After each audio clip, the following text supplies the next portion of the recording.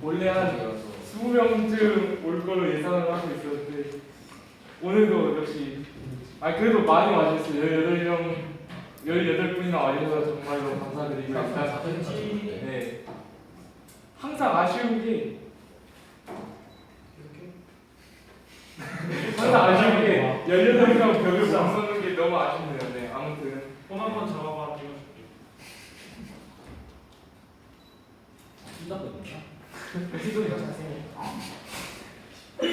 네? 네, 어쨌든 네, 저는 이번에 알고리즘과 딥러닝 관련해서 인공지능 전체적인 그런 것을 개략적으로 좀 설명을 드릴 1학번 김하늘입니다. 네. 그래서 오늘 배울 거는 일단 알고리즘과 딥러닝인데 그 이전에 인공지능 프로그램의 예를 한번 들어보고요. 그 다음에 그 이후에 이거에 대해 배운 다음에 그 톡방에 올라왔었는데 그 필드 톡방에 그 과연 그 인공지능이 얼마나 주식시장에 영향을 미칠 수 있을지 관련된 논문이 있어서 그거 관련해서 좀 보고 그리고 실제 인공지능이 우리가 지금 화학과니까 화학과 좀 맞게 그런 화학자나 뭐 이런 식으로 그런 과학자가 될 수 있는지에 대해서 한번 배워보는, 한번 같이 논의해보는, 토론해보는 시간을 가져볼까 합니다. 네, 그래서 인공지능 프로그램에 대해서 먼저 소개를 드릴게요. 첫 번째는 이거는 그 오목 프로그램인데 실제 플레이한 거 영상을 갖고 왔어요.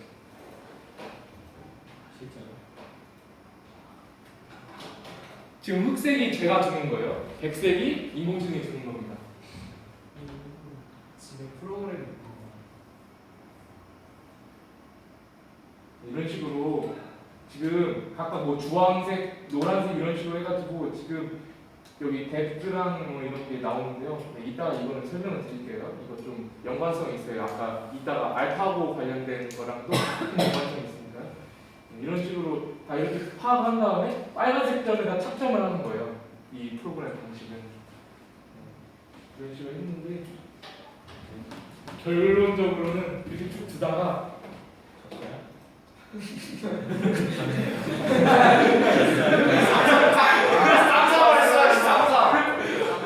이래서 졌습니다. 근데 참고로 이게 저를 욕하시면 안 되는 게요. 이게 그 오목 대회가 있어요. 세계적인. 꽤 강하다. 근데 거기서 5연속 우승할 정도로 저 프로그램이 굉장히 센 프로그램이에요. 이기가 힘들어요. 굉장히. 사람 안 되는 거야. 그래서 이러한 오목 AI 이신이라고 있거든요. 이거 한번 구글에 쳐보셔서 한번 해보세요. 진짜 어려울 거예요. 그 다음에 이제 뒤에서 딥러닝에 관련해서 설명할 때 이제 나올 알파고 최고의 바둑 AI를 불리고 있죠 지금. 알파고가 있고요. 그 다음에 농구 관련해서 분석 프로그램이 테드에 있더라고요. 그래서 그거 관련해서 잠깐 더 영상 보고 가겠습니다.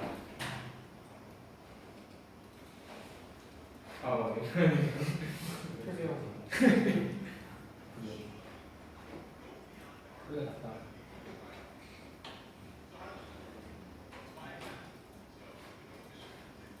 Good morning, machine. Here are some pick and rolls, and here are some things that are not pick and rolls. Please find a way to tell the difference. And the key to all of this is to find features that enable it to separate. So if I was going to teach it the difference between an apple and an orange, I might say, why don't you use color or shape? And the problem that we're solving is, what are those things? What are the key features that let the computer navigate the world of moving dots?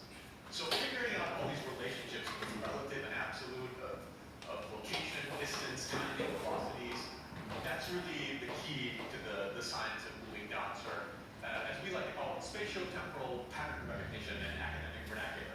Because the first thing is you have to make it sound hard, and as it is. The key thing is, for NBA coaches, it's not that they want to know whether a pick and roll happened or not. It's that they want to know how it happened. And why is it so important to them? So here's a little insight. It turns out in modern basketball, this pick and roll is perhaps the most important play. And knowing how it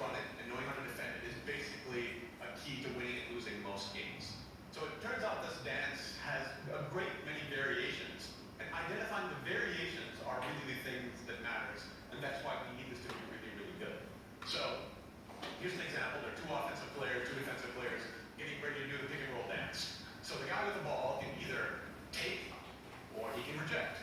His teammate can either roll or pop. The guy guarding the ball can go over or under. His teammate can either show or play up the touch or play soft, and together they can either switch or blitz. And I didn't know most of these things when I started. And it would be lovely if everybody moved according to those arrows. It would make our lives a lot easier. But it turns out movement is very, very messy. People wiggle a lot. And getting these variations identified with very, very high accuracy, both in precision and recall, is tough because that's what it takes to get a professional coach to believe in you. And despite all the difficulties with the right spatiotemporal features, we have been able to do that. Coaches trust our ability of our machine to identify these variations. We're at the point where almost every single contender for an NBA championship this year is using our software, which is built on a machine that understands the basketball game about 3 weeks ago.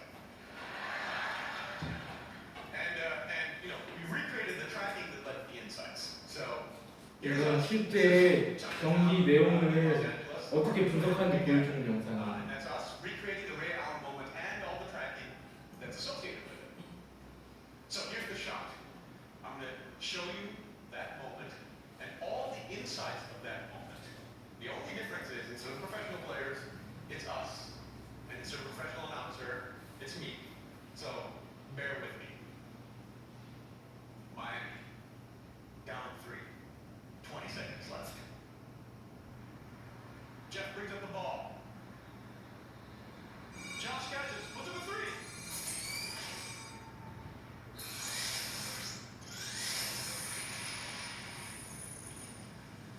Won't go. Rebound Noel. Back to Daria.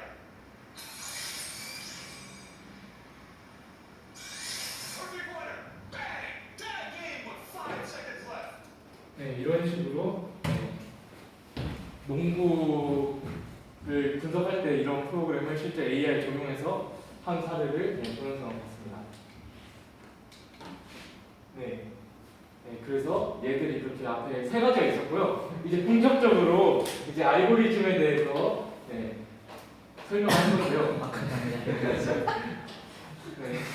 좀 웃긴 것도 하나 이렇게 끼워넣어서 어떤 문제를 해결하기 위해서 명확히 규명된 그러한 절차와 규칙이 모인 것을 바로 알고리즘이라고 합니다. 뭐 예를 들어서 이거는 알고리즘 그러한 순서도라는 건데요. 뭐 예를 들어서 1부터 1000까지의 합을 구하는 알고리즘을 할 때 1-2 플러스 3 마이너스 1000까지 합을 구하는 건 뭐 이런 식으로 해서 뭐 함수들을 이용해서 딱딱딱 정해진 것. 그러니까 우리가 뭐 수라든지 뭐 이런 식으로 딱딱딱 정해진 어떠한 규칙, 절차를 딱 써놓고 그거 규칙에 따라서 이렇게 움직이는 거예요. 계속. 그런 것을 바로 알고리즘이라고 합니다. 뭐 쉽게 좀 이해하기 위해서 좀 웃기고 좀 그런 알고리즘 순서를 또 하나 갖고 왔는데요. 그래서 뭐 예를 들어 기내에서 승계하여 발생하는 경우 예, 아니요 이런 식으로 딱 명확히 분명할 수 있는 거. 그래서 예일 경우에는 이렇게 가고 아닐 경우에는 이렇게 가고 이런 식으로 해서 계속 그렇게 돌고 도는 이러한 그런 관계를 그렇게 쓰여진 그런 관계를 바로 알고리즘이라고 합니다. 그리고 이제 딥러닝에 관해서 이제 설명을 할 겁니다. 딥러닝 그냥 영어 뜻으로 하면은 깊게 배운 것 뭐 이런 식으로 해석할 수 있는데요. 일단 정확한 건 뒤에 가서 말씀드릴 거고요. 일단 알고리즘은 아까 말씀드렸듯이 명확하게 확실하게 구분될 수 있는 것들을 이제 컴퓨터 입력시켜서 이렇게 뭔가를 만들어내는 건데요. 뭐 예를 들어서 알고리즘이 되는 예와 안 되는 예를 제가 들어봤어요. 첫 번째로 뭐 100만 원 이상이 있으면 부자라고 명령한다. 이거는 알고리즘으로 해결할 수 있어요. 근데 예를 들어 워렌 버핏처럼 돈 많은 애들을 부자라고 한다. 이건 할 수 없어요. 왜냐? 워렌 버핏 같이 돈 많은 애들에 대한 정의는 명확히 확실히 구분될 수 있는 게 아니잖아요. 그래서 이거는 알고리즘이 될 수 없어요. 근데 반면에 딥러닝은 무엇이냐면요. 간단히 말씀을 드리자면 인간이 먼저 뭐 예를 들어 워렌 여기 위에 있는 알고리즘에서 안 되는 예를 한번 들어볼게요. 워렌 버핏같이 돈 많은 애들은 부자이다 할 때 워렌 버핏 같은 애들의 예시를 미리 들어주는 거예요. 인간이 몇몇 예시를. 뭐 워렌 버핏 뭐 그리고 뭐 예를 들어서 빌 게이츠 아니면 뭐 그런 식으로 꼭 뭐 이런 식으로 예를 들어주고 구분을 해주고 워렌 버핏 같은 부자는 이런 사람이다. 그러면 이제 그 컴퓨터는 이제 이렇게 하는 거죠. 아, 이 얘들과 비슷한 사람들을 이렇게 다른 외부 그러한 자료들에서 갖고 와가지고 이 사람은 이만큼 유사도가 있네. 그럼 이 사람도 워렌 버핏 같이 부자인 사람으로 칠 수 있겠다 하면서 이렇게 분류를 하는 거죠. 그래서 이런 유사도를 따라서 분류해서 스스로 학습하는 그러한 시스템을 바로 딥러닝이라고 합니다. 그래서 여기 밑에 사진이 있는데요. 이렇게 페이스북의 딥페이스라는 프로그램인데 여기 얼굴이 이렇게 분석을 하는 겁니다. 이렇게 분석을 해서 이 분석을 가지고 이 사람과 비슷한 사람을 98% 이상의 유사도를 갖고 있으면 이 사람이라고 인식을 해서 뭐 예를 들어서 뭐 지금 뭐 우리 뭐 얼굴 이렇게 해가지고 프로필 사진 찍으면은 함께 있는 사람 해가지고 뭐 2명이서 찍으면 이렇게 얼굴 인식하고 그런 기능이 있잖아요. 그거에 심화된 기능을 이 원리로서 이제 더 하려고 한다고 하네요. 네. 그래서 딥러닝에는 이제 크게 두 가지 방식이 존재합니다. 첫 번째는 지도 학습 방식, 두 번째는 비지도 학습 방식인데요. 아까 간단하게 설명해 드린 게 바로 지도 학습 방식이고 이외에 지금 현재 개발되고 있는 그런 버전 중에 하나인 게 바로 비지도 학습 방식이라는 겁니다. 일단 지도 학습 방식은 아까 말했던 것처럼 인간이 스스로 먼저 분류를 해줘야 그에 대한 유사도를 따라서 그것을 구분하고 이렇게 나아가는 방식인데요. 반면에 비지도 학습 방식은 이거랑 달라요. 예를 들자면은 이렇게 많은 사람이 있잖아요. 지금 뭐 예를 들어서 뭐 두 개로 나눠요. 두 개로 나눈다고 쳐요. 컴퓨터가. 그래서 남성과 여성으로 나눴어요. 예를 들어. 그러면은 서영자 여자고 나머지 남성 이렇게 분류가 되겠죠. 인간은. 근데 이 비지도 학습 방식으로 컴퓨터는 어떻게 분류를 하는 거냐면 이 사람이 이러니까 남자야 해가지고 이렇게 아는 것이 아니라 그냥 비슷한 것끼리 모아두는 거예요. 두 개를 그냥 분류해서. 그러니까 이 사람이 그러니까 남자를 모아놨는데 그게 남자라는 건 모르는 거죠. 말 그대로 비슷하니까 그냥 이렇게 한 그룹으로 모아놨는데 그 인간이 보는 걸 남자라는 걸 알 수는 있는데 그거를 모르는 그런 방식이 바로 비지도 학습 방식입니다. 네. 그래서 대부분의 인공지능은 현재 인간이 먼저 알려줘서 뭔가 시스템적으로 구성을 해야 하는 지도학습 방식을 택하고 있는데 어쨌든 향후 이제 우리가 나중에 필요한 거는 인간의 뭔가가 없이도 보조 없이도 할 수 있는 그러한 인공지능을 원하기 때문에 비지도학습 방식 역시 이렇게 연구를 꾸준히 진행하고 있다고 하네요. 네.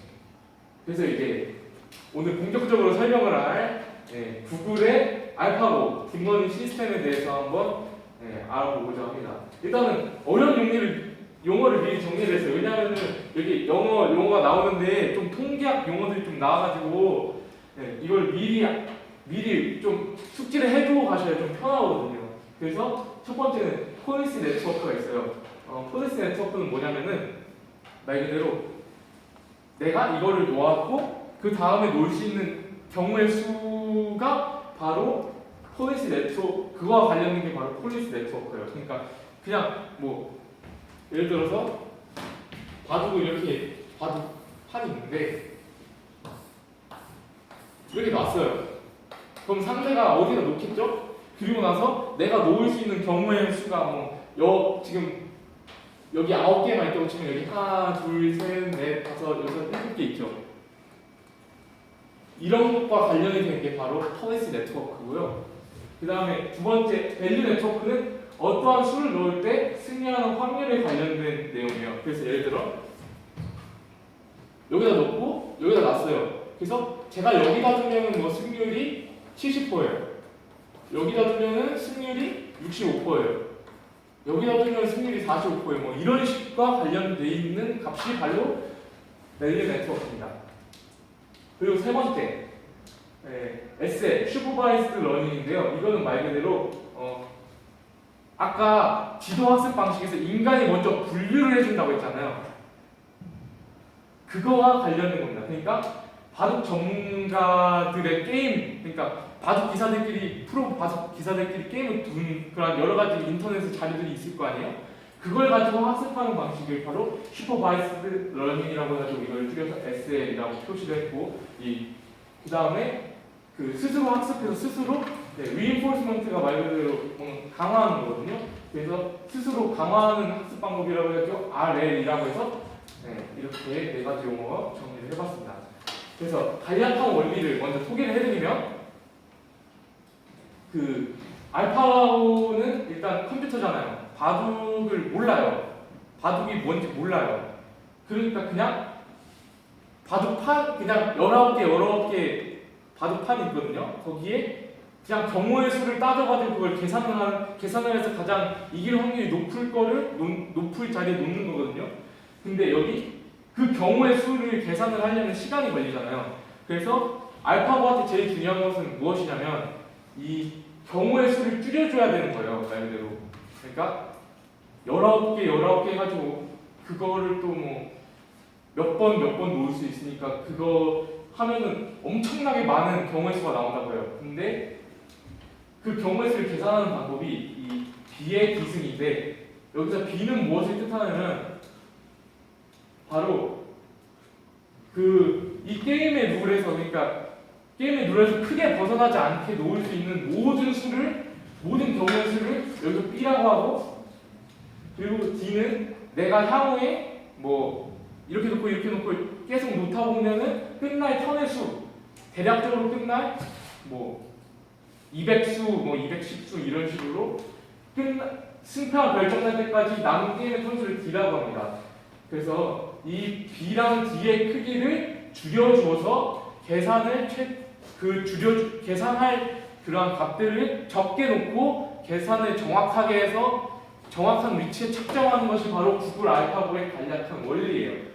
그래서 이 B는 아까 폴리시 네트워크라고 했거든요. 그거랑 관련이 있고, D는 밸류 네트워크랑 관련이 있어요. 그래서 이제 소개를 본격적으로 해볼까 합니다. 일단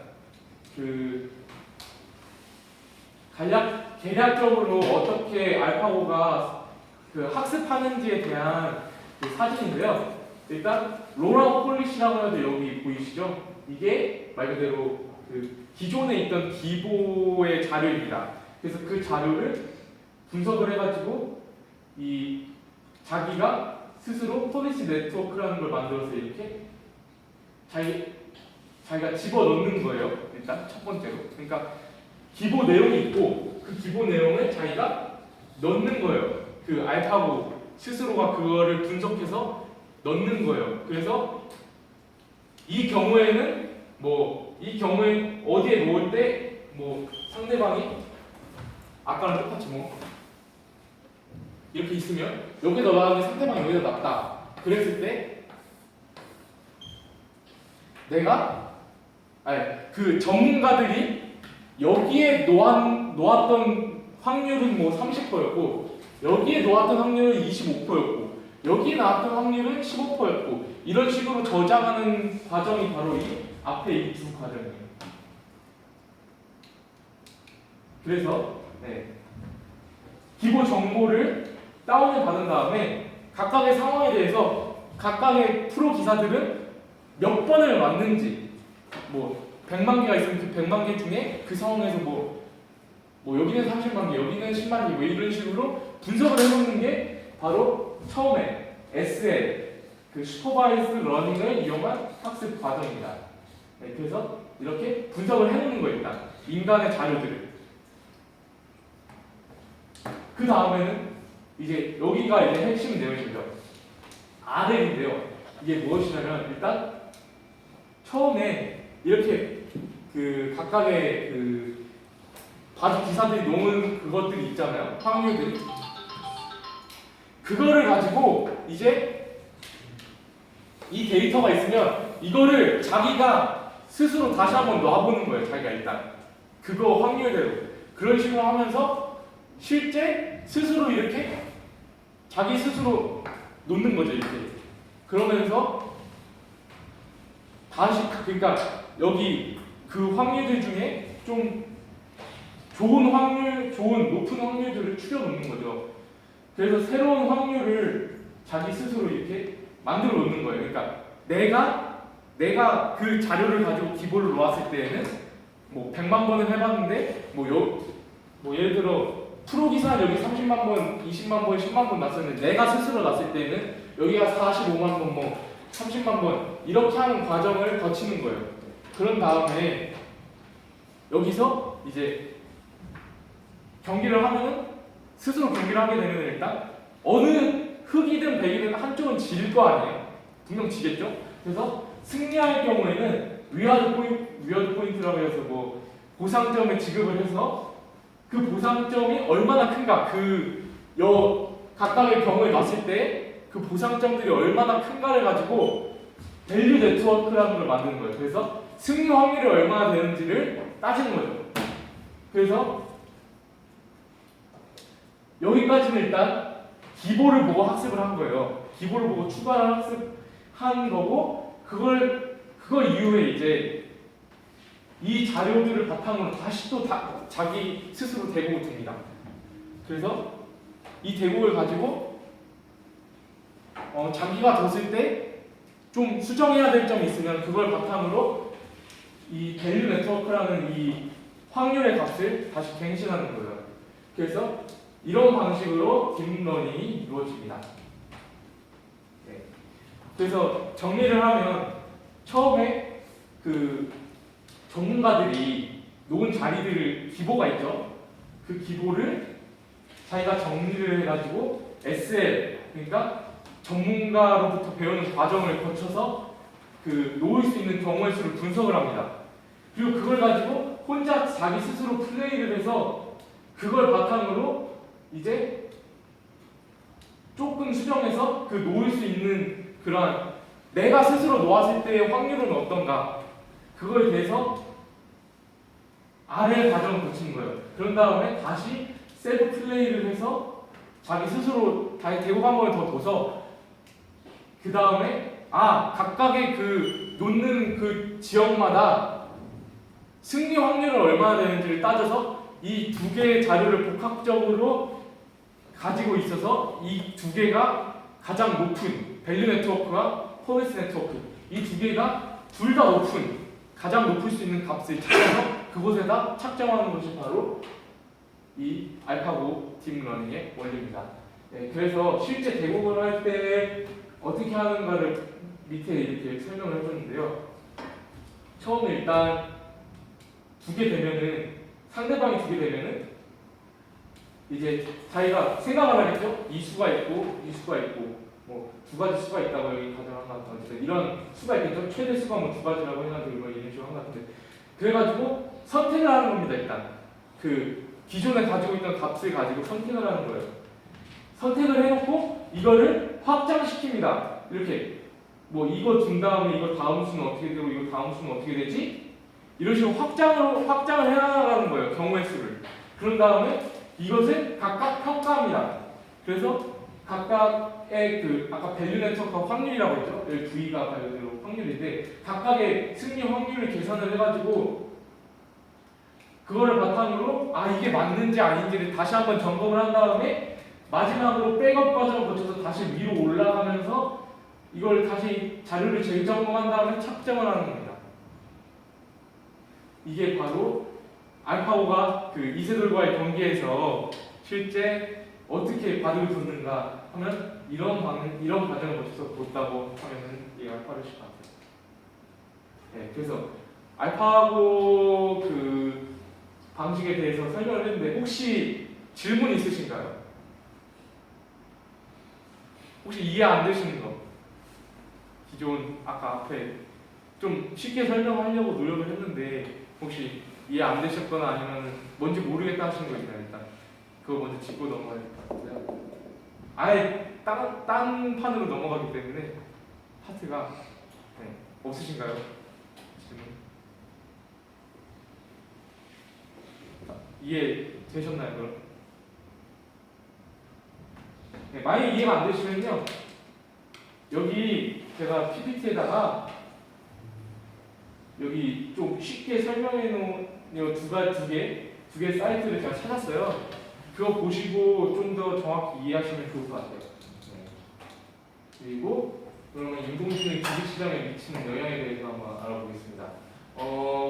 이 여거 자료는 요즘에 뉴스에 많이 돌아다니더라고요. 2013년에 뭐 인공지능이 얼마나 폐를 끼치지 조사한 연구 자료가 있다 뭐 이런 식으로 해가지고 요즘에 뭐 JTBC든 뭐 KBS든 각종 알파고 이후에 인공지능 주식시장과 관련된 뉴스가 나와서 그거와 관련된 그 논문을 제가 직접 찾아서 정리를 한 건데요. 일단 이 논문에 대한 내용을 간략하게 요약을 하면 여기 안 써놨지만 말 그대로 좀 각각의 직업에 필요한 능력들을 9가지인가로 분류한 다음에 이것이 얼마나 대체 가능하고 뭐 향후에 필요한지 안 필요한지를 따져가지고 플러스 마이너스 5차를 따져가지고 이 계산을 한 값이에요. 사회학자 두 분께서 연구를 하셨는데, 그래서 저희 관련된 그냥 자연과학과 관련돼 있거나 화학과 관련된 그러한 직종만 일단 여기 추려왔어요. 그래서 약사는 총 이게 직업 분야 760여 개 정도가 있었는데 그중에서 약사는 54위. 그래서 약 없어질 확률 이건 100분율 안 한 이거 그냥 100분율 전의 값이거든요. 소수점. 그래서 1.2%. 미생물학자가 56위. 1.2%. 수학자가 4.7%. 뭐 화학자가 173이 10%. 뭐 그 다음에 물리학자가 뭐 또 10%가량. 그 다음에 뭐 동물학자나 야생생물학자가 30% 정도 좀 비교를 높게 나왔어요. 그 이외에도 PDF 파일을 갖고 왔는데 이거는 이따가 보기로 하고요. 여기서 볼 수 있는 경향은 제가 분석한 경향으로는 전문적이거나 그러니까 전문 자격증 같은 게 필요하거나 혹은 좀 규칙적이지 않은 성질을 갖고 있는 거 있잖아요. 좀 비규칙적이고 우리가 아직 규명을 정확히 못 해낸 그러한 직업일수록 훨씬 순위가 직업이 사라지지 않을 확률이 더 높았습니다. 그러니까 직업이 사라질 확률이 낮았습니다. 참고로. 그래서 인공지능이 주식시장에 미치는 영향에 대해서 간략하게 살짝 알아봤고요. 그러면은 이제 우리가 본격적으로 논의를 할 거는 과연 인공지능이 과학자가 될 수 있을까? 알파고처럼 이제 바둑 선수는 할 수 있다는 걸 알파고로서 보여줬는데 과연 인공지능은 과학자가 될 수 있을까에 대해서 한번 논의를 해보자 합니다.